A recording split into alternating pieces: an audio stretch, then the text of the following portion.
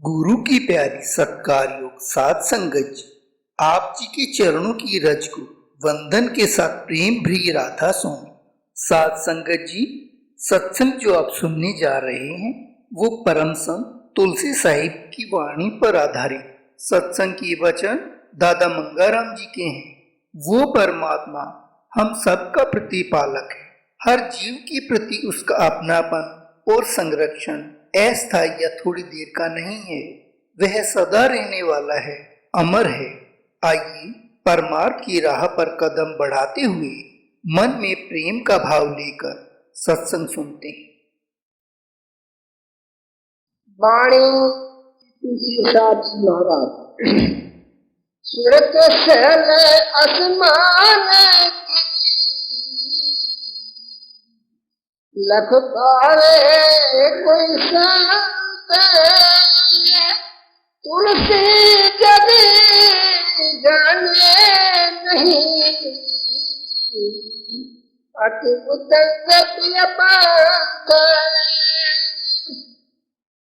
यह परम संत तुलसी साहिब जी महाराज की वाणी है।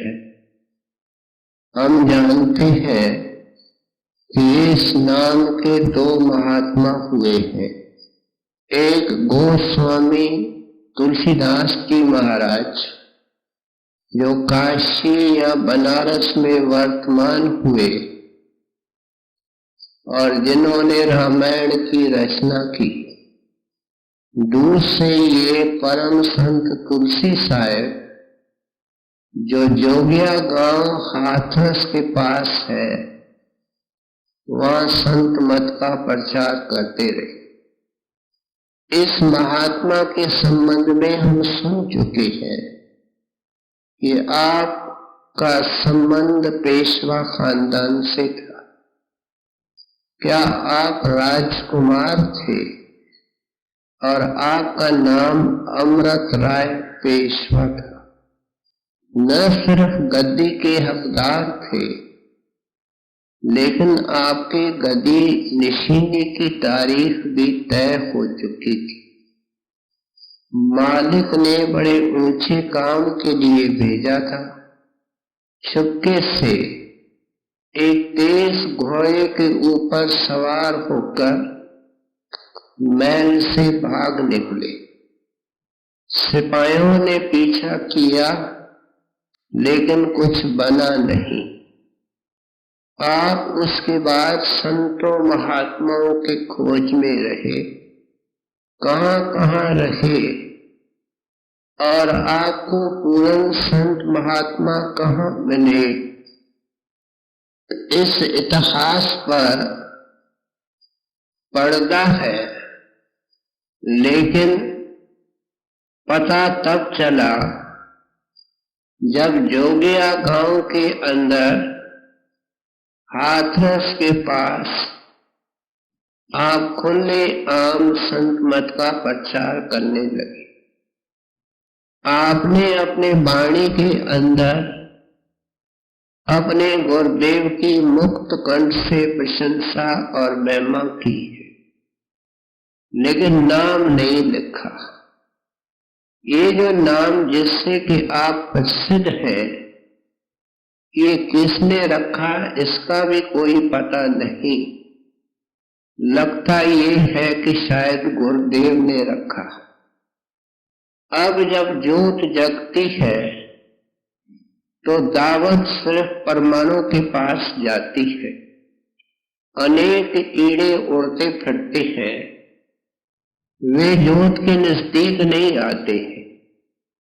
इसलिए जो आपके निर्धारित जीव थे, अंकुरी आत्माएं थी, वे आपके पास आने लगी। आपने खूब नाम की दौलत भी बांटी। यहां तक हमने सुना है कि श्री अरूण स्वामी जी महाराज का पूरा परिवार आपके सेवक थे, और जाते वक्त हमारे लिए 4 ग्रंथ छोड़ के गए हैं। एक पद्म सागर, दूसरा रतन सागर, तीसरा घट रामायण और चौथे ग्रंथ के अंदर आपके शब्दों को संग्रह किया गया है, जिसको हम शब्दावली कहते हैं। आज हम इस परम संत की वाणी सुनने लगे हैं और इस पहले दोहे के अंदर आप पूर्ण संत की निशानी बता रहे हैं। दुनिया में साधु महात्मा अनेक हैं और अपने अपने स्थान पर सबको नमस्कार है, लेकिन सच्चा संत उसको कहते हैं जो काल और कर्म के दायरे को पार करके मालिक से अभेद है, मालिक का ही रूप है। अब ये बड़ा गहन विषय है और हम सोच सकते हैं कि इतने युगों में अगर हमको कोई ऐसा संत महात्मा मिला होता तो आज हम दुनिया के अंदर मौजूद नहीं होते, क्योंकि ऐसे संत की विशेषता ये है कि अपने सेवक को आगे पीछे धीरे धीरे निर्मल करके घर को पहुंचा करके मालिक में लीन कर देता है। ये संत मत की केंद्र बिंदु है, सेंट्रल फोकल टीचिंग है। अगर ये समझ में नहीं आई तो आगे जो भी कदम उठाएंगे वो गलत दिशा में जाएगा। ऐसे संत के संबंध में आप क्या लिखते हैं? स्वर्ग शैल आसमान की लख पावे कोई संत। कहते हैं संत देह के अंदर नजर आते हैं, काम करते हैं, लेकिन ऐ प्यारा तेरे तरह वे तन और मन के कैदी नहीं होते।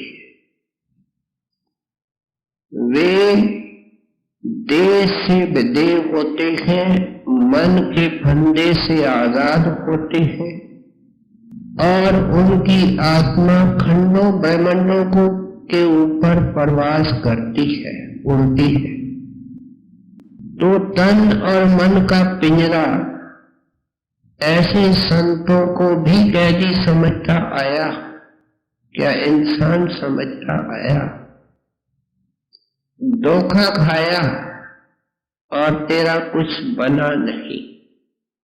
तू जो सवाल करता है कि संत की निशानी क्या, मैं ध्यान देकर के सुन खोल करके समझाने लगा हूं। अब हमको पता है कि ये जो कृपा है श्री बाबा जी महाराज की है, जिसके कारण हम आज यहाँ बैठे हैं। श्री बाबा जी महाराज ने बचपन में ग्रंथ साहब को पढ़ा और सुना और उसके अंदर ये भी पढ़ा, घर में घर दिखाए दे तो सतगुर पुरख सुजान। कहते हैं ऐसे सतगुरु के शरण में जाना है जो हमको किसी बाहर मुखी क्रिया में न अटकाए, अंतर्मुख साधना देवे और क्या करे, इस शरीर रूपी घर के अंदर परमात्मा के घर का दर्शन कराए। सेवक ने सवाल पूछा कि ऐसा महात्मा किस रास्ते से ले जाएगा? तो आपने उत्तर दिया, पंच शब्द धुनकार धुन ते वाजे शब्द निशान। निशानी ये है कि उस सड़क के अंदर 5 शब्द सुनाई देते।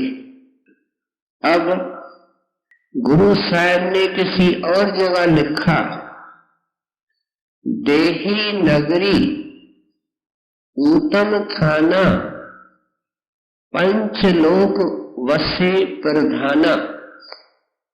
कहते हैं वो खंड ब्रह्मांड इस आकाश के ऊपर जरूर है, लेकिन इंसान के शरीर को परमात्मा ने ऐसी कारीगरी से बनाया है कि इसके मस्तक के अंदर मिनिएचर फॉर्म में सारी रचना रखी है और खुद भी बैठा है। जिस साधु महात्मा ने दर्शन किया ब्रह्म का, पार ब्रह्म का, सतलोक का, अपने मस्तक में किया। कहते हैं ये बड़ा उत्तम नगर है, देही नगरी उत्तम थाना। और इस मस्तक में क्या है? पंचलोक वसे प्रधाना। अभी हम सुन के आए कि 5 शब्दों का मार्ग है। कहते हैं अंदर देश तो अनेक है, लेकिन उसके अंदर प्रधान 5 है और हर एक देश का अपना शब्द है। मन में शंका उठ सकती है कि जिक्र तो शब्द और नाम का होता है, फिर 5 शब्द कहां से आ गए? शब्द एक ही है, वो दुर्नाम से निकलता है, लेकिन क्योंकि 5 देशों का मसाला अलग है, उसके कारण उसकी आवाज बदलती है। इसलिए संतों ने 5 शब्दों का जिक्र किया है, 5 शब्दों का भेद दिया है। स्वामी जी महाराज ने अपने वाणी के अंदर लिखा, 5 शब्द घट में बजे, यह निर्णय करने शब्द की।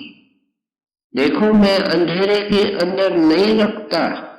स्वामी जी महाराज कहते हैं कि मैं जब शब्द का निर्णय करता हूं तो कोई मंदिर के गिरजे के अंदर बजने वाला कीर्तन नहीं, 5 शब्द घट में बजे, यह निर्णय करने शब्द की। एक मुसलमान दरवेश कहता है, पंजाबी के अंदर कहावत है, 100 सियाना इको मत, मूर्ख अपनी अपनी।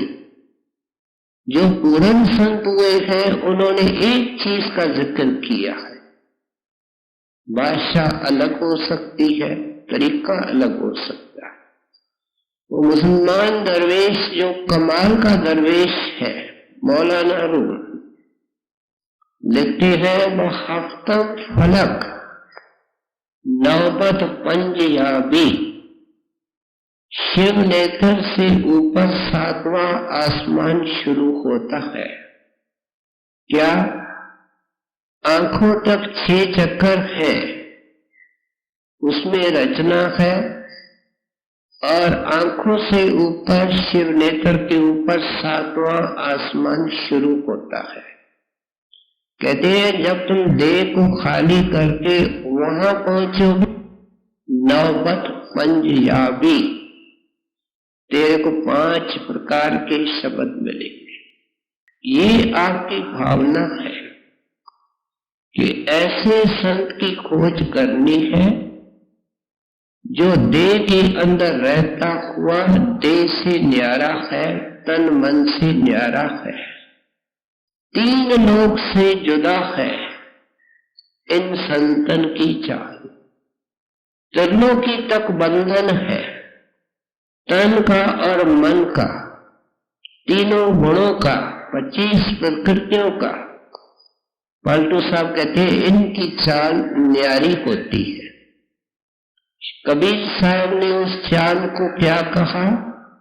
शब्द विहंगम चाल हमारी। हमारी चाल पंछी की चाल है। हमारे सामने पंछी जमीन पर होता है, 1 मिनट के ऊपर पहाड़ी के चोटी पर होता है, चाहे वापस 1 मिनट के अंदर धरती पर आ सकता है। उस परमात्मा का बनाया हुआ एक छोटा पंछी अगर ये कर लेता है, तो जो संत परम संत उस मालिक से अभेद है, वो जिस वक्त चाहे देह को छोड़े, जिस वक्त चाहे देह में आए।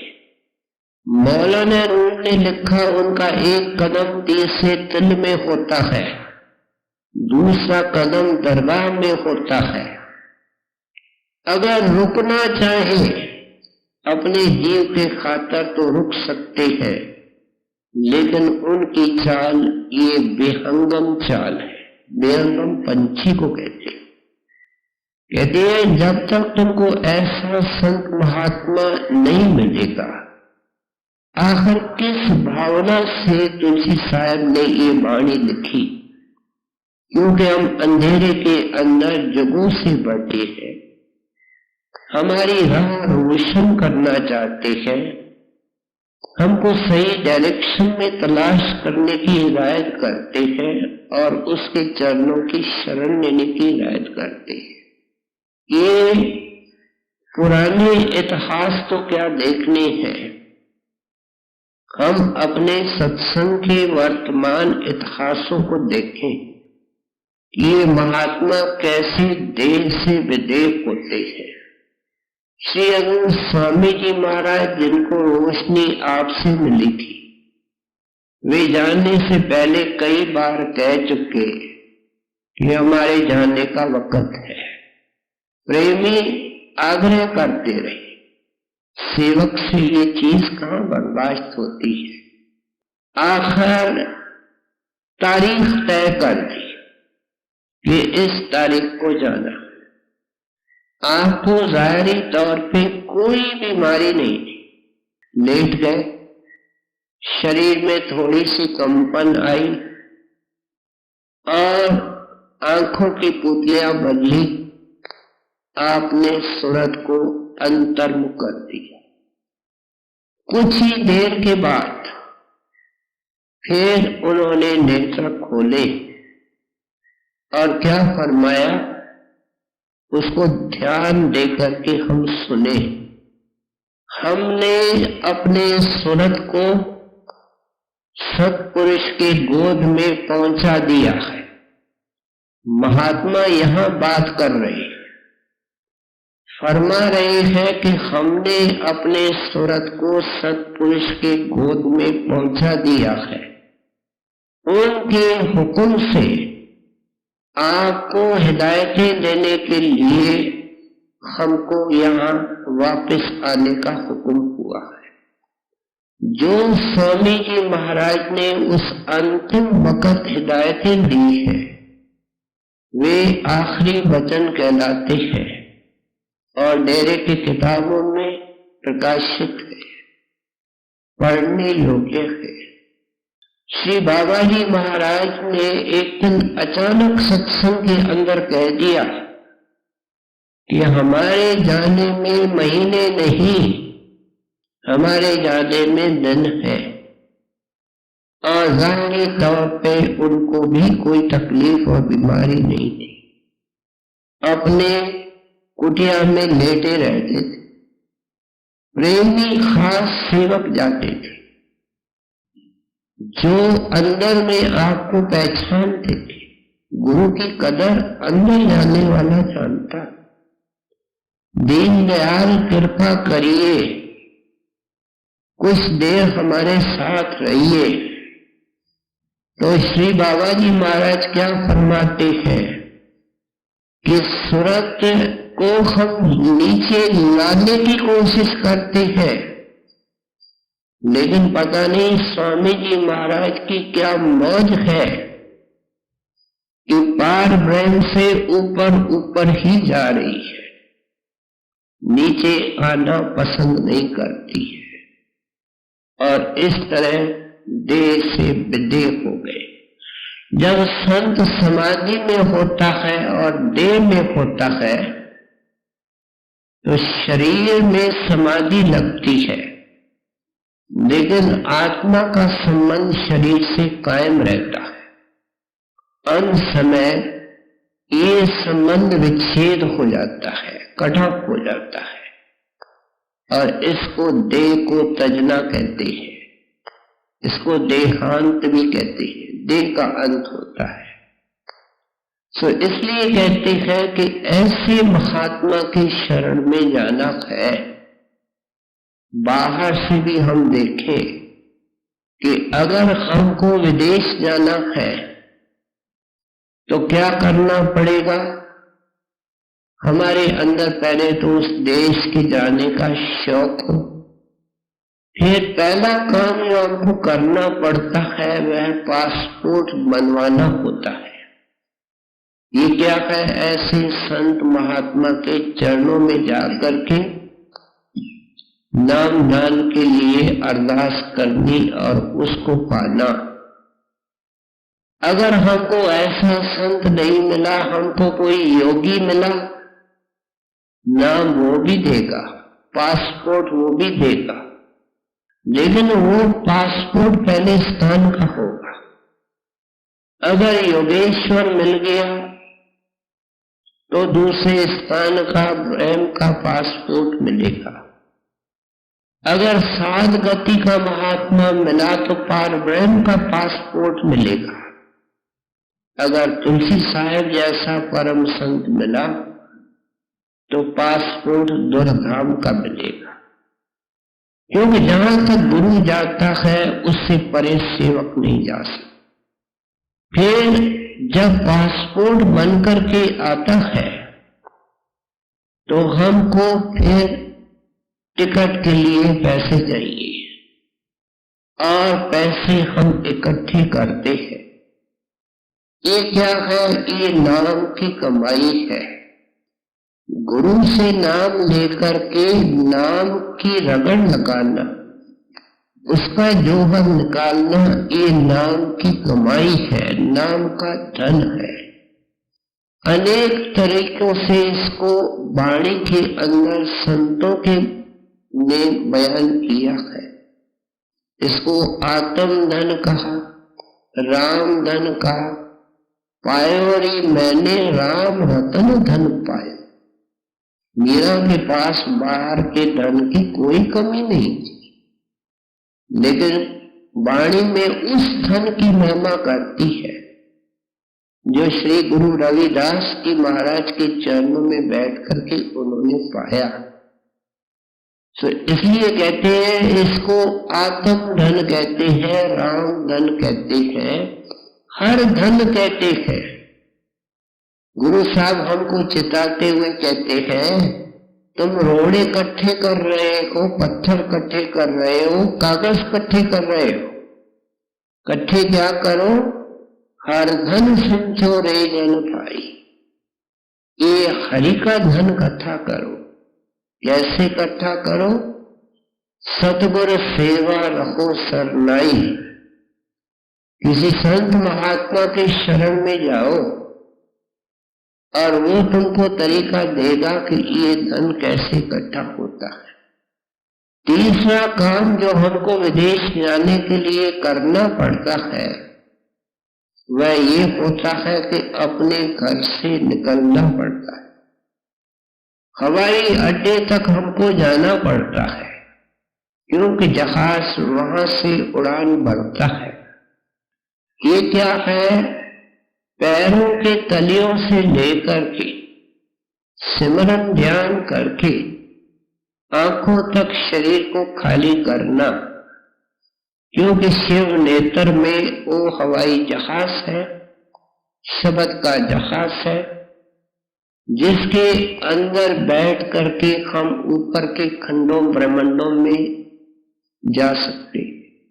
उस जहाज का चालक परम संत है। तो इसलिए कहते हैं कि इस सारे शरीर को जब खाली करोगे, वहां पहुंचोगे, केबिन खुलती है, उससे पहले डॉक्यूमेंट्स चेक होते हैं कि इसके कागज सब सही है। जिस बाहर जाने वाले के पास वीजा नहीं, वो विदेश इन सभी चीजों के बाद होते हुए नहीं जा सकता। ये वीजा अंदर का गुरु देता है, और उस प्रेमी को मिलती है जिसके अंदर कोई दुनिया की तमन्ना नहीं। एक मुसलमान दरवेश कहता है, अंदर जाने की इजाजत नहीं मिलेगी, ध्यान देकर के सुनो। अगर जरा मात्र भी ख्वाहिश दुनिया की तेरे अंदर है, बाहर रहेगा। अंदर वो जा सकता है जिसने अपने ख्वाहिशों को, अपने इच्छाओं का हवन किया है और उसके अंदर से एक ख्वाहिश निकली है और वो पता परमात्मा के मिलने की है। कहते हैं उसको वीजा अंदर वाला गुरु देता है और ये जहाज में बैठ करके ऊपर के आकाशों की सैर करता है। दोहे के दूसरे हिस्से के अंदर आप फरमा रहे हैं, तुलसी जब जाने नहीं अति उत्तम किया पंथ। कहते हैं जिस सुराख से निकल करके आत्मा ने अंदर जाना है, क्या शिव नेत्र में प्रवेश करना है, वह सुराख बहुत बारीक है। अति उत्तम पिया पंथ, जो पंथ प्रीतम के पास ले जाता है। अति उत्तम है, सांकड़ा है, बारीक है। महात्माओं ने खसखस के दाने की मिसाल दी, फिर राई के दाने की मिसाल दी, क्राइस्ट ने सुई के रोजन की मिसाल दी। ये सब मिसालें हैं। सत्संग कहता है मैं अंदर जाऊं, हाथी उस सुराख से नहीं निकल सकता। ये अपने तमन्नाओं और इच्छाओं के साथ भरा हुआ है, हाथी बना हुआ है। हाथी उस सुराख से नहीं निकल सकता। ये सिमरन ध्यान क्या करता है, इसको महीन कर देता है, बारीक कर देता है। कहते हैं दुनिया के लोगों को तो खुले आम रास्ते चाहिए, चौड़े रास्ते, हवादार रास्ते। इस बारीक सुराख से कोई प्यारा निकलता है। वो खुले रास्ते कौन से हैं? पहले तो विषय विकार है और फिर ठोकरें लगती है। दुनिया के झकझोलों के अंदर आता है तो ये कर्म धर्म पूजा पाठ और बाहर मुखी साधनाओं करता है। कहते ये है खुले रास्ते। कौन उस बारीक सुराख से निकले जो इन सारी शर्तों को पूरा करता है, जिसका वर्णन अभी किया गया।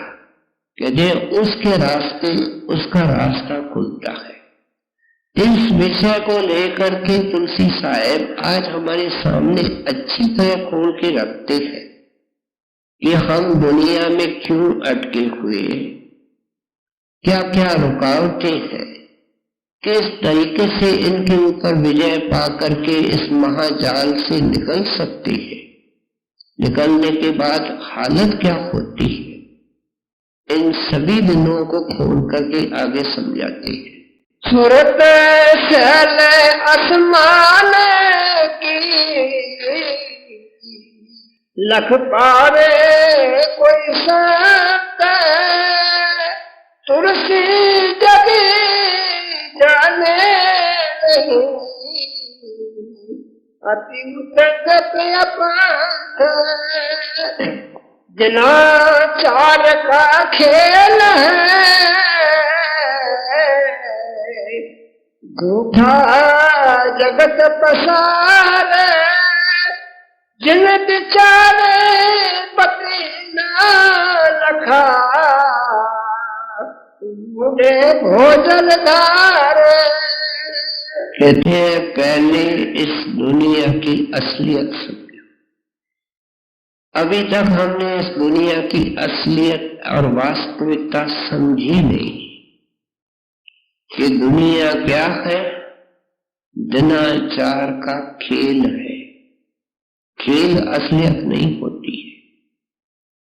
कहते ऐ मूर्ख, इस माया के पसारे के अंदर तुम फंसे को इस नतीजे पर अभी तक नहीं आए, जुग हो गए। और ये खेल तो कुछ अरसे के लिए है, दिनाचार 4 दिन। इसलिए संतों ने कहा कि जिंदगी की 4 अवस्थाएं होती है, बालपन, किशोर, जवानी, बुढ़ापा। कुछ महात्माओं ने इसको 2 दिन की जिंदगी कहा। दूलनदास जी महाराज लिखते हैं 2 दिन की है जिंदगानी, 1 दिन आने का, 1 दिन जाने का, बीच में अपने गुनाहों का नक्शा, गुनाहों का खेल, कुछ पिछले कुछ नए। कहते हैं इसके सिवाय कुछ नहीं है।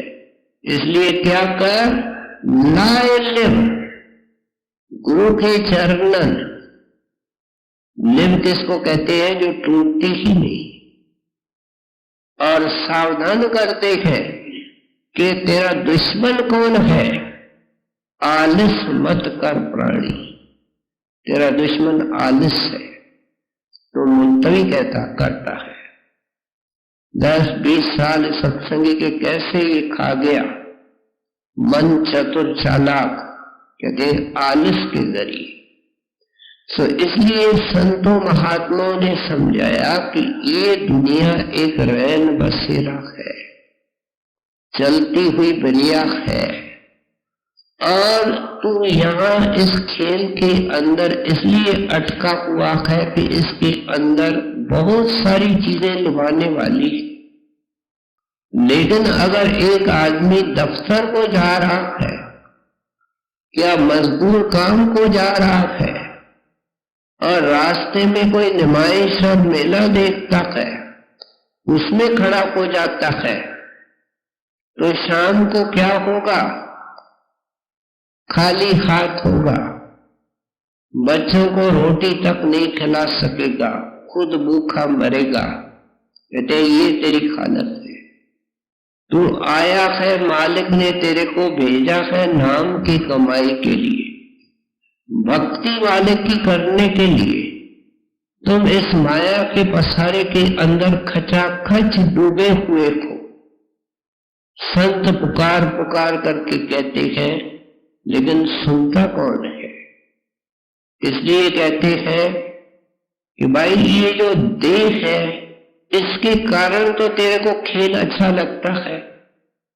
जब आंखें अंत वेले बंद होती है, खेल भी बंद होता है।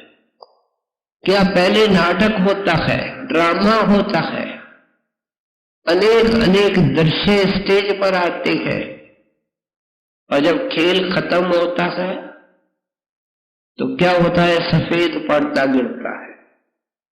कहते ये अंत वेले सफेद पर्दा गिरता है, आंखों के सफेद टीले नजर आते हैं, डॉक्टर इसके मुंह पर सफेद कपड़ा डाल देता है। कहते इस देह के कारण तेरे को इस खेल ने फंसाया है, तू देह की असलियत नहीं समझता। देखो आदमी खाते खाते लुकमा हाथ में है, कुर्सी पर लेट जाता है, डॉक्टर आता है, कहता है भाई हंस उड़ गया, आप मजबूर हैं, मैं मजबूर हूं। ड्राइव करते हुए, सफर करते हुए, रात को लेटे हैं, सुबह को पत्नी नौकर चाय लेके जाता है, चाय पीने वाला कोई आवाज नहीं देता। कहते हैं क्या ये पढ़ते नहीं, सुनते नहीं हो, खबरों में देखते नहीं हो, फिर भी इतने अनजान बने हो। हम पुकार करके कहते हैं, तुलसी साहब कहते हैं पहले इसको खेल समझो और अपने असली घर की तरफ चलने की कोशिश करो। क्या मतलब है आपका कि जो जिंदगी बीत चुकी है, इसके अरमानों में दिन मत निकालो। क्योंकि वो बीता हुआ इतिहास है। जो इसके बाद होने वाला है उसके संबंध में हवाई किले मत बांधो। जो तेरे पास आज का दिन है, हमारे पास कितना समय जिंदगी का है? एक दिन, एक महीना, एक साल। कहते ये जो कुछ तेरे पास है इसको मालिक के भक्ति के अंदर मन से खूब लड़ना पड़ता है। जो महात्मा अंदर गया वो लड़ करके गया है। मन के साथ पूरी पूरी लड़ाई लड़नी पड़ती है, इसका मुख मोड़ना पड़ता है। इसलिए कहते हैं कि तेरे पास जो कुछ शेष समय जिंदगी का है वो कीमती है। एक एक श्वास जो हमारे पास इस वक्त है बचा हुआ, संत महात्मा तो कहते हैं कि कोई सारे खंडों ब्रह्मांडों में इसकी कीमत नहीं दे सकता। दादू दयाल साहब कहते हैं 14 लोक समान शिव, 14 लोक सचखंड तक जाते हैं।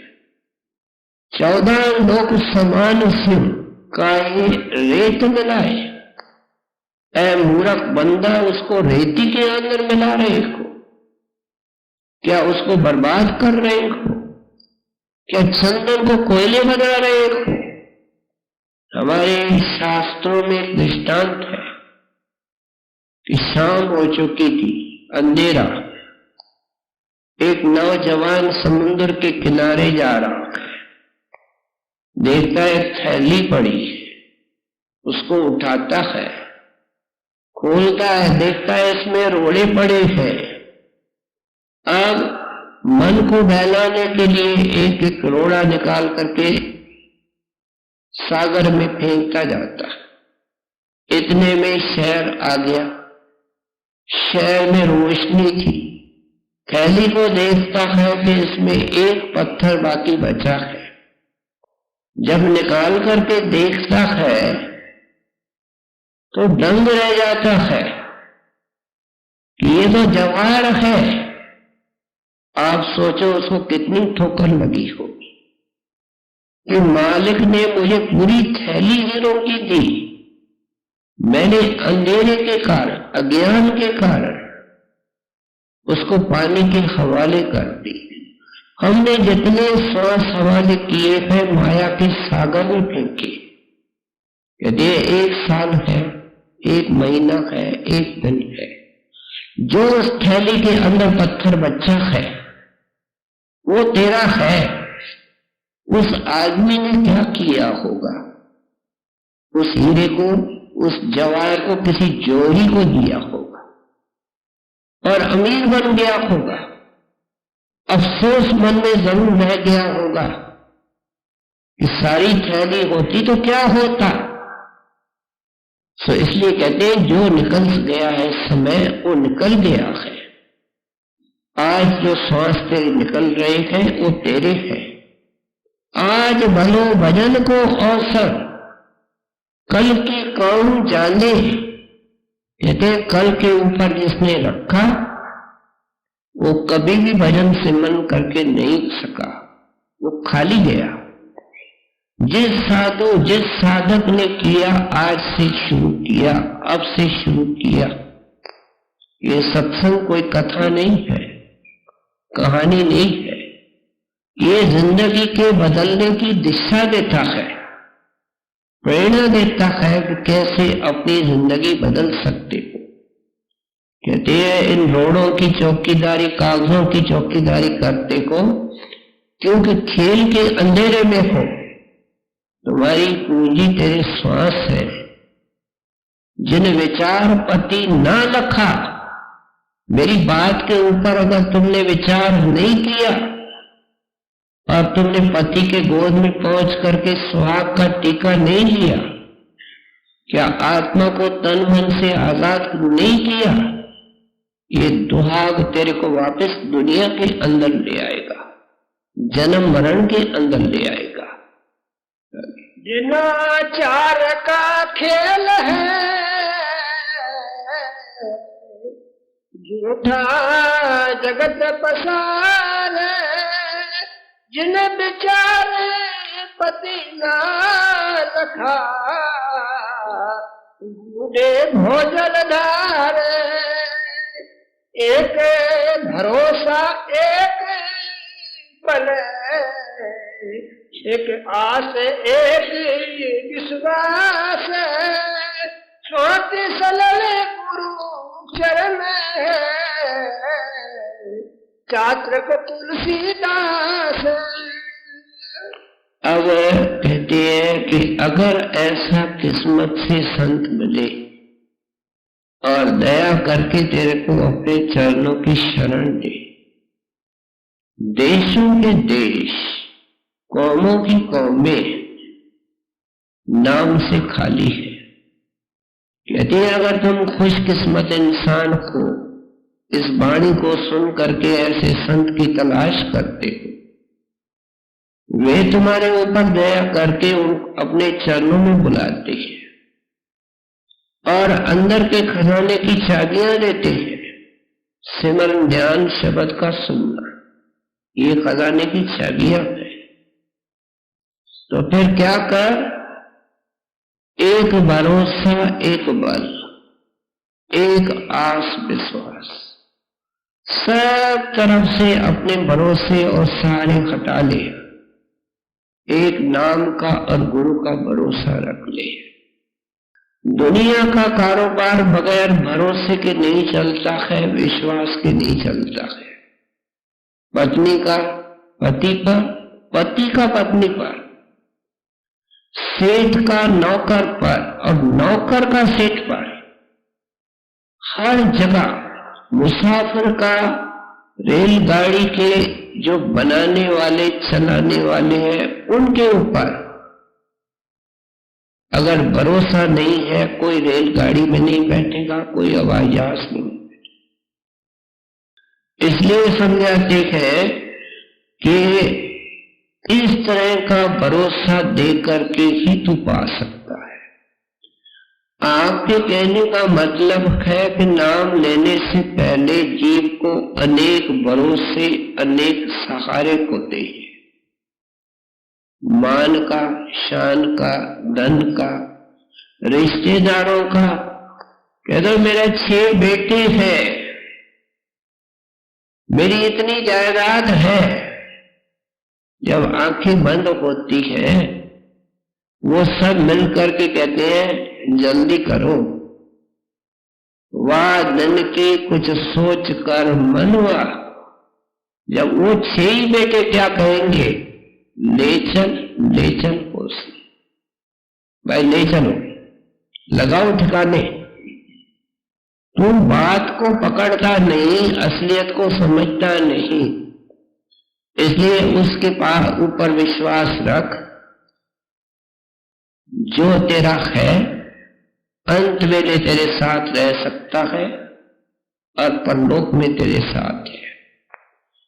एक उल्टी हमारे यहां विश्वासधारा है कि पत्थर के ऊपर भी विश्वास रखो तो मदद होगी। ये मूर्ख लोगों ने सोचा और बनाया है, शास्त्र इसको नहीं मानते हैं। गुरु नानक देव जी अपनी वाणी के अंदर क्या लिखते हैं, करण कारण समर्थ स्वामी नानक तिस शरण आई। मैं उसके शरण में गया हूं, वो नानक देव जी कहते हैं जो करण है, कारण है, समर्थ है और सबका स्वामी है। क्या समर्थ के पास जाएंगे?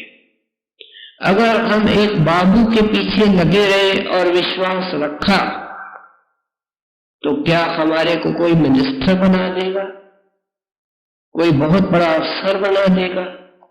एक चपरासी की सेवा करने से कोई हम सेठ बन जाएंगे? हम सोचते नहीं है कि हमने क्या सुना है, उनकी कीमत क्या है। कहते हैं उनकी शरण लेनी है जो दाता है। गुरु है दाता, गुरु है दानी, गुण आरातम छिन छिन प्राणी। कौन आराध सकता है? जिसका पूरा विश्वास है। संत मत अंधविश्वास नहीं देता है।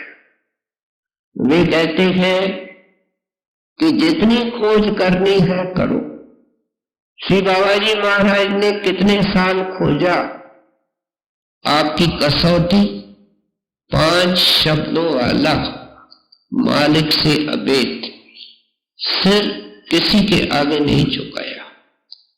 जब स्वामी जी महाराज के चरणों में गए, पहला सत्संग सुना और उनके चरणों में प्रतीत आई। क्या उन्होंने प्रतीत बख्शी? नाम नान बख्शा। 48 घंटे उनकी समाधि लगातार लगी हुई थी। इसको खोजी कहते हैं। हम छिलके के खोजी हैं, हम गरी के खोजी नहीं हैं। इसलिए समझाते हैं कि इस तरीके का अटल विश्वास रखो, जितनी चाहे तलाश करो, लेकिन पूरे के पास जाकर के फिर पूरा विश्वास दो। देखो, हम अपने लड़कियों को शादी से पहले कितनी शक्लें दिखाते हैं और कोई उसको बुरा नहीं मानता है, लेकिन जब एक बार शादी हो जाए तो क्या मर्यादा कहती है कि उसके बेडरूम में एक तस्वीर होगी, उसके दिल में एक ख्याल होगा और वो पति का। इसलिए कहते हैं पूरे गुरु की खोज जितनी करनी है करो। जब एक बार उनके शरण में जाओ तो फिर पूरा सेवक बन करके जाओ। आज सत्संगियों का मन इतना हिलता डुलता है कि अगर कहीं जंगल में उधर उधर जाते कोई साधु मिले, नाम मिले, कितने साल हुए